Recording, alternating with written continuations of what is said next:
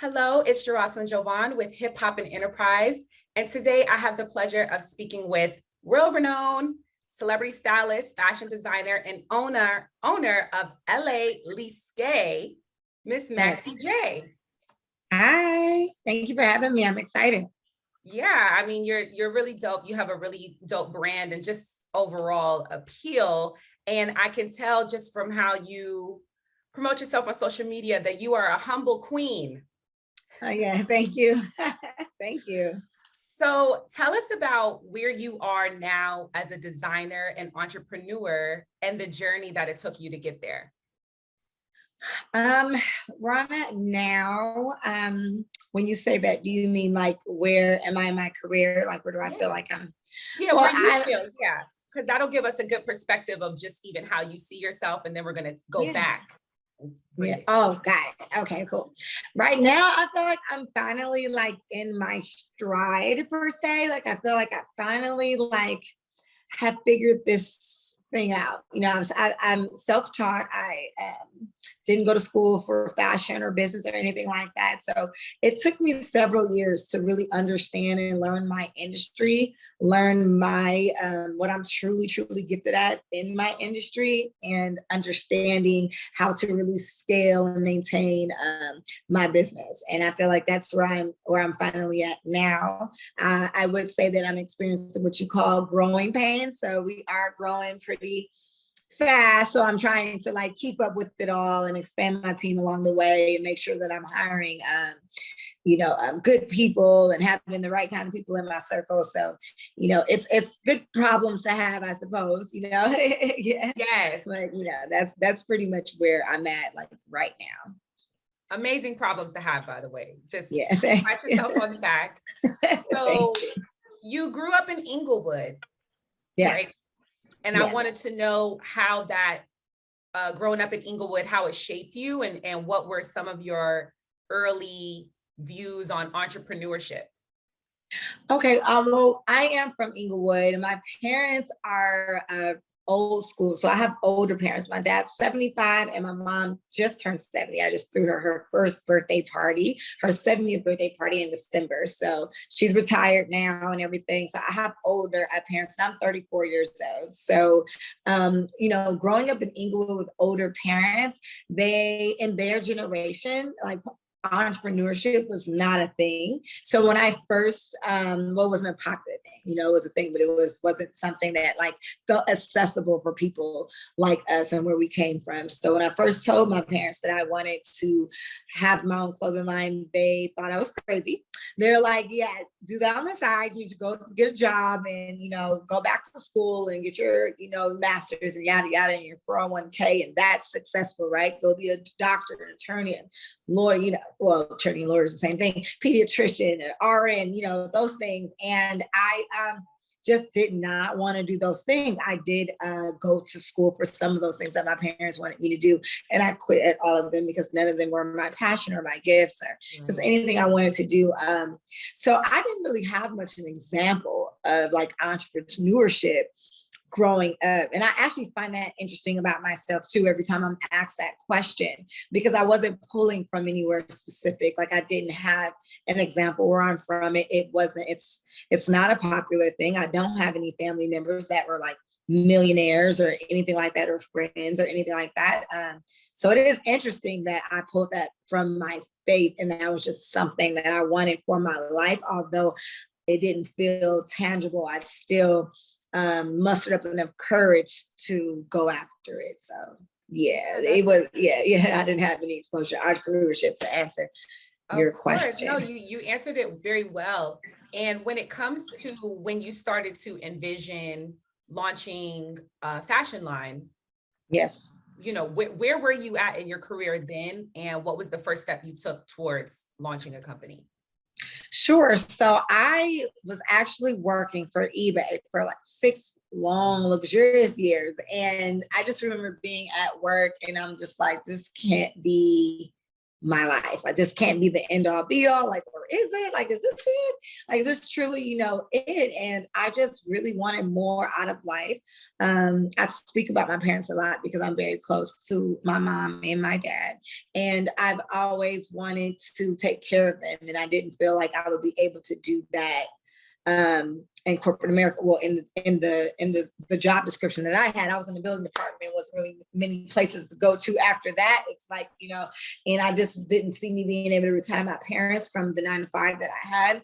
And I just really wanted more. And so I felt like, I had this influence even then. I've always been a popular person. I've been winning best dressed and most popular since I was young. And I had around this time, I was like 25 years old, and I had a friend that I had met who had a small clothing boutique, and she would give me clothes. And, I was so young back then, I thought that, I just get free clothes. And another girl would give me free extensions, and I would post it on Facebook or MySpace, wherever I was doing at the time. And, influencer marketing has been a thing for a long time. It's just now becoming a true thing, and it has a label and a definition. But when I look back on my whole journey, we've been influencer marketing since the beginning, right?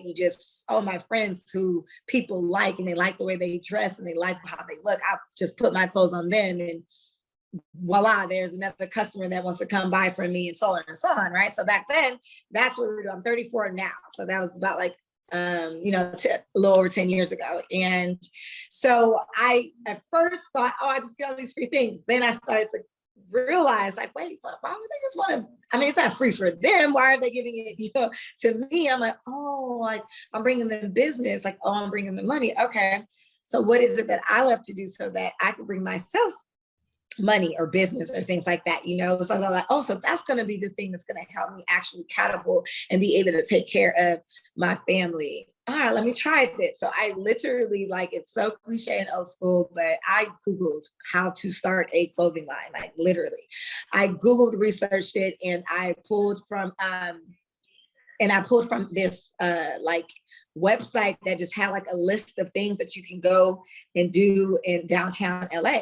And I just wrote them all down, and I literally went from door to door. It was the fashion district, so I wasn't sure where to go. I literally just parked on a random street and just started from the first door I saw. Knocked on the door, asking for these things on this list that I don't even know what they are at this point. I'm learning what they are as I'm asking for them door to door, literally. And that's how I learned. I learned from building. I learned from betting on myself. I learned from taking the loss. I learned from losing the money.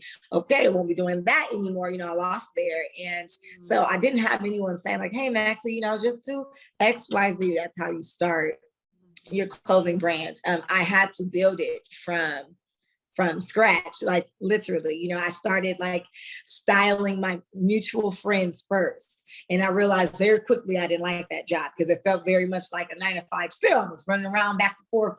They don't like the look. I got to go back at the right side of that. I was like, this is a lot of running around that I have to, this is a lot of running around that I have to do. This is feeling very much still a job, So I immediately was like, I don't really want to do this. But I would still do it for close friends. And when I would style friends, and some celebrities who turned into friends. So I would still do the work for them. And I would never find the looks that I wanted in the mall, the ones that were in my head. And I was like, dang, I just wish I could make my own clothes, and style people in those. I'd enjoy that much more. And that's what really gave me that feeling I should try to start a clothing line. How? I have no clue. I still don't know how to sew a button to this day, but I figured out how to outsource everything that I needed to create the brand. That's so dope, just because, oftentimes you see people that have a vision, but just the action it takes to bring that vision to fruition, that's where it falls by the wayside. And it happens a lot in fashion. Because 100%. Fashion people, designers are so creative, but when it comes down to deadlines and sticking to it, something, Seeing it all the way through is a whole nother animal. You can create all you want to, but turning it to a profitable thing, being consistent with it, seeing it all the way through, That's the hard part. You know, it takes a certain kind of tenacity to go after something that you are not 100% sure it's going to work. It takes a certain kind of person, certain kind of tenacity, more than a creative. It's more than being a creative person to have a business and to be successful at it and for it to be fruitful. It's a whole nother, that's a whole nother, you got to be creative because you got to have a great product, right? But then there comes the actual like work behind it and how to grow the brand and building a team and all those things. And they're very difficult, but it's a whole nother animal. It's separate from knowing how to design or having creative pieces that you thought of in your brain, you know? Right. And so starting out, what were some of the early challenges you faced with getting your designs manufactured and to the customer? So I started manufacturing in LA because that's where I'm from. And that was the most tangible thing. I was actually already living downtown LA. So I was like, okay, I'll go to the fashion district and I'll start there. And when I say I knocked door to door to figure out every step that I needed to bring a piece to like life and then mass produce it, that's what I did. But I, of course, had to go through a lot of hiccups, waste a lot of money because I did not know. So the only way I learned was once it was completed. And that was not always done correctly, right? So that's literally how I had to learn how to do that. Once I learned how my first year business and I had made hundreds of thousands of dollars in my first year of business, thank God, but I had no money in the bank account. So I said, when my accountant told me how much money I made for the year, I said, how?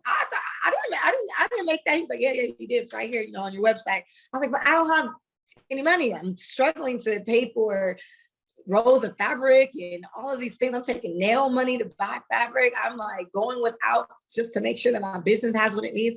How am I possibly, he at that point let me know that my profit margins were wide enough. So yes, I'm making the money, but I'm not clearing a profit. I'm making just enough money to run the business.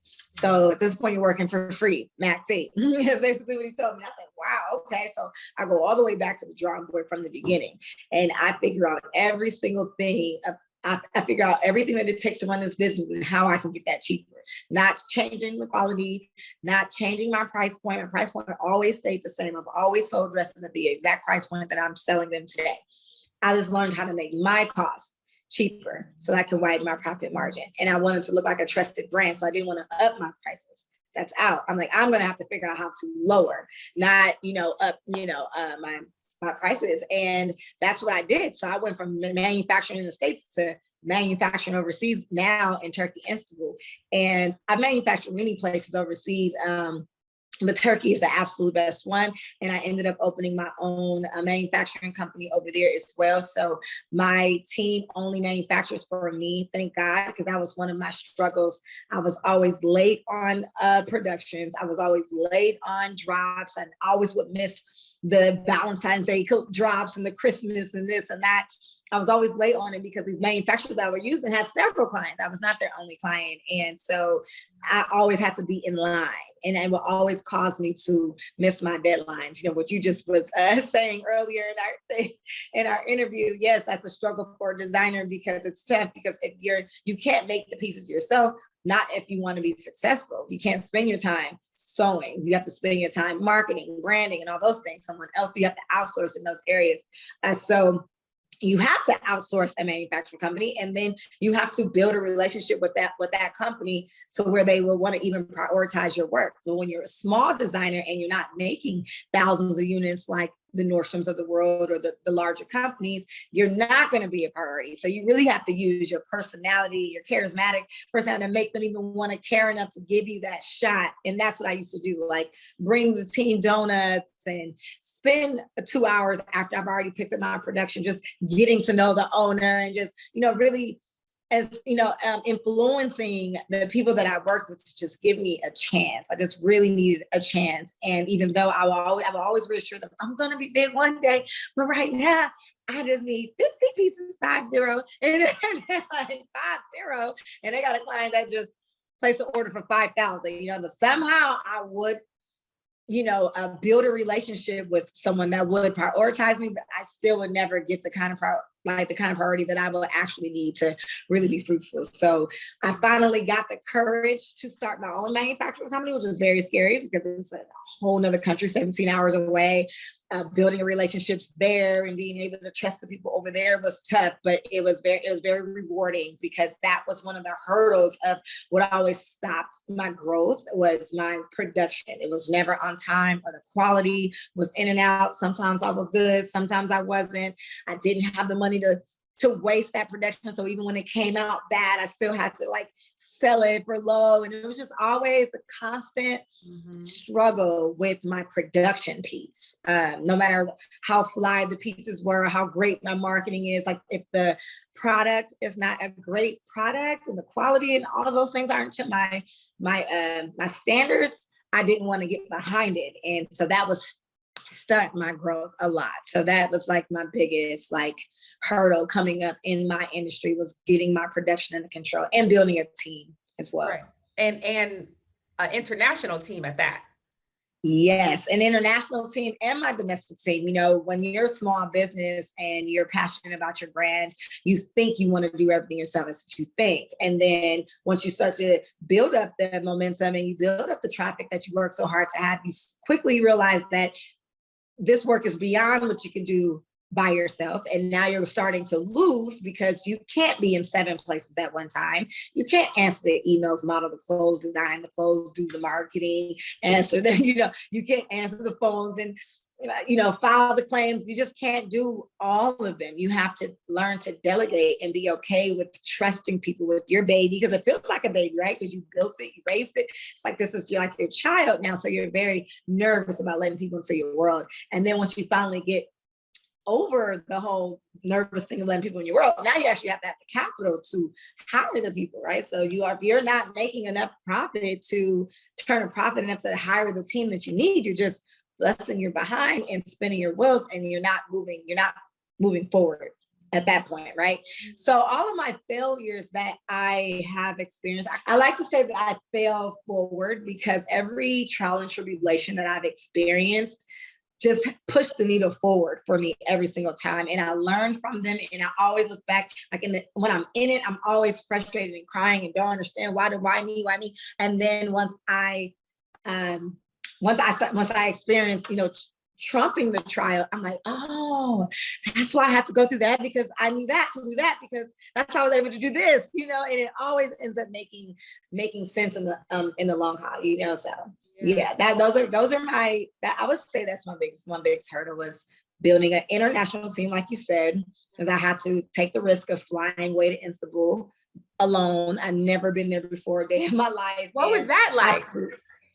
Girl, so scary, because I went there because I had just lost my stores. I had just lost my retail stores. And I literally had to figure out something ASAP. And my pressure, my back was against the wall, was down to like my last piece of money that I had to invest in something to make something, shake. And I just was like, he had emailed me and said, hey, I'm a manufacturer. And well, he was trying to gain me as a client, actually. And I was like, okay, hey, I don't have months to be sending back and forth samples and all that. I'm just going to come down there. I'm going to try to make a collection in a week. I have to flip it in 2 weeks, or I'm going to be on the street. So I'm coming down there. He's like, okay. So I came down there, and I ended up ironing out a deal between him and I, going into business together versus me just being a client of his. And he still talks about that to this day. It's like, you're so crazy. I can't believe you. Like, what even made you offer that to me? I was like, I don't know. It just dawned on me. What if we do this together versus, me just being a client? I wanted to have control over my manufacturing. That was the main thing. And that was always my hurdle, and why I was going through what I had just went through. And I was like, instead of me asking to be a client, I'm going to ask to partner, and I would love to hire him as the manager of my production, and I could just have more control over it. And that's what happened. That's what it's about. Think big. Yeah. And, what working with having business partners in Europe, do you think that the fashion industry is doing a better job now at representing diverse designers? You know what? I do think the fashion industry is doing better these days. But I'm not sure if it was COVID or if it was like the George Floyd incident that happened, or even Nipsey passed. I feel like some like drastic things that have happened to us recently has changed the perspective of others and those outside of the African American race. And as drastic and heartbreaking those situations were, it really did bring out the best in other like situations. And God has a really good way of like turning what was meant to hurt us and to deplete us and take us out and turning it into something positive. And I think that is how, and I think those incidents has a lot to do with the positivity of like now Black fashion designers are getting like more chances, and white corporate America is like giving Black fashion designers opportunities that we never had before, and it opened their eyes to be more supportive of our culture. And I think it's beautiful to watch. I mean, I think it's unfortunate that we had to lose something so dear to our hearts in order for us to be seen. But I am happy that although the devil set that out to take us out, God came in and like brought us in. Like, because per usual, the devil is not greater than my God. So, right. Yeah. That's right. So now you work with a lot of celebrities, you style them, a lot of them wear your clothes. And we're seeing even, in recent, I would say like the last year or two, where the influencer, you the original influencer, but the influencer of these days, they are like the go-tos for these brand ambassador deals. But at the same time, they have to be mindful of how they're representing themselves, or they could lose that deal.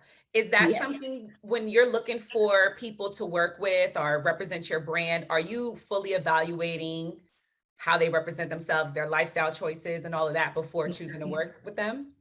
Yeah, for my brand, I'm pretty much the influencer for my brand. And I do have a lot of friends who have influence as well, who wears my items, and anyone that I'm friends with that, that I like, that I have direct friendship with, we're pretty much have a lot in common. So I don't really do my research on like my friends that are that wear my items, but I have been in situations where I will actually be working with a stylist. I mean, I know who their client is, and I will let them pull from me, and they will style a client who I didn't necessarily do, my research on. And by the grace of God, I haven't like bumped into anyone that's like wouldn't fit the aesthetics of my brand. Thank God. But if I was to work with influencer directly, I do think it's important that they're an Ellaè Lisquè muse, is what I like to say. It's like what we stand for, the kind of woman that we are, and what we try to embody.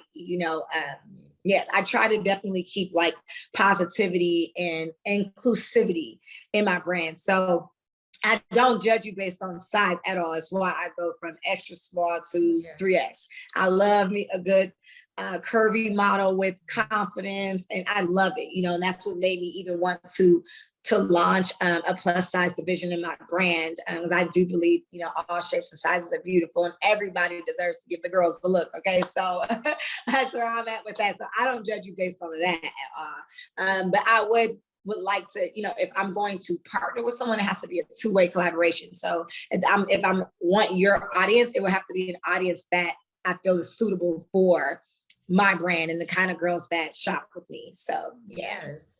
So now you have some things coming up where you're paying it forward. You are, like you said, you are at a place where you've gone through growing pains, and you want to share your journey with other aspiring designers. And so you have a masterclass, correct? Yes. The Fashionaire Academy. Yes. Tell us about it. Thank you. I started her because I felt like when I was coming up in the industry, it was so hard for me to get real information. It was always a lot of fluff and smoke and smoky mirrors, in the things that I would invest in. And I really, really needed to be poured into. And that was something that I just wasn't able to authentically come across often. So when I told God, like when I was going through my trials and tribulations, and I was praying for God, please save my business, please put me in a position to, scale and widen my margins and all these things. In that prayer, I also used to assure God that if he was to trust me with this next level of success that I'm fighting so hard for, I promise to make sure that my success makes room and makes ways for other to succeed as well. So when God started to truly answer my prayers, I never forgot that promise that I gave God. So that's the main reason why I started the Fashionaire Academy. I want to teach girls how to do exactly what I did. I have taken nothing and turned it into something, and then turned something into a lot. And I feel like people need to know how tangible that is. You don't have to have all the resources. You don't have to have the rich man in your corner, or you don't have to, you don't have to have the loan, the huge funding and all of those things to grow a business into a multi-million-dollar business, because I didn't have those resources and I still was able to figure it out. So I want to be that example and that vessel for other women that's coming up behind me in the industry that are probably facing those same hurdles, those same trials and tribulations, and feeling very defeated, thinking it's impossible. How am I ever going to get out of this? Because I've been there. So I do these events and I do these classes because I want people to know, like, okay, this is not the end for me. Like, this is just a season. And if I follow this, my path might not go exactly like Maxie's, but since it was possible for Maxie, it's possible for me too, and that's what I did. That's my why behind my Fashionaire Academy. I love it. And the same with the Fashionaire Success Guide.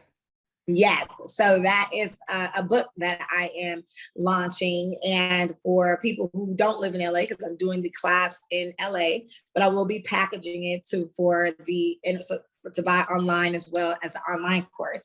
But there's also, some people need to go back to something, to follow step by step. And the reason why I called it the Fashionaire Success Guide, because it's not just like an how-to on how to start and maintain a fashion brand, but it's also like guidance on how to build your spirituality, because I'm a firm believer in my path, and it might not be for everyone else's, but my spirituality had a lot to do with my success. And it also had a lot to do with the tenacity and the courage that I was able to build to even go after these things with no resources, no money, and yada, yada. I needed my faith, to do that. So that's what that guide is more so about. It is the how-to on how to start the brand, but it's also the how-to on how to be successful in entrepreneurship and spirituality. Girl, you dropped so many jewels in these 25 minutes. I'm so excited to share this, especially because, like I said, I have friends that they want to do the fashion thing, and it's like they have the skill, but then they, and then they might be doubting. And then it's like, you really represent too what these women want. So I'm so happy that you're, putting it out there, and to just hear that you are putting your faith at the forefront. I'm a firm believer, and that's what you're supposed to do. And God is going to continue to bless you abundantly. Yes, thank you. So just my last question, because you got so many things going up, but we're still at the start of the year. What's your theme for 2022? So my theme for 2022, the girls, I keep the same aesthetic, right? I like to put out classy, fashionable, affordable clothing. Like that's my muse. The girl that wants to look like $1 million, but she ain't really trying to spend $1 million, but she also not looking for, nothing that's $2. She wants something of quality. She wants that high-end affordable, that happy medium. And that's what I pretty much stick to. That's what I'm known for. And I stick to that. I do plan to dabble in denim this year. I've never designed anything in denim before. My expertise is in like sequins and silks and chiffons. And that's the fabrics that I'm used to working with. I've always been a little intimidated by denim because it's actually not easy, especially the designs I'm going to make. I'm going to be making dresses and skirts and jackets, and I'm not going to just make jeans. So I was a little nervous and intimidated by it, but I'm going to figure it out. Just like I figured out and learned sequences and satins and everything else, I'm going to learn how to master the denim fabric as well. So this year I plan to put out a denim collection in spring. And I just want to grow her. I want to grow her as big as I can, and I want to take as many people with me as I possibly can. And as long as my journey is making ways for people around me to succeed, like I feel fulfilled, 100%. Well, thank you so much. God bless you. God keep blessing you and your business. Thank you. And I'm so happy that I got to speak with you, and I'm really excited to share this with our readers and our viewers of Black Enterprise.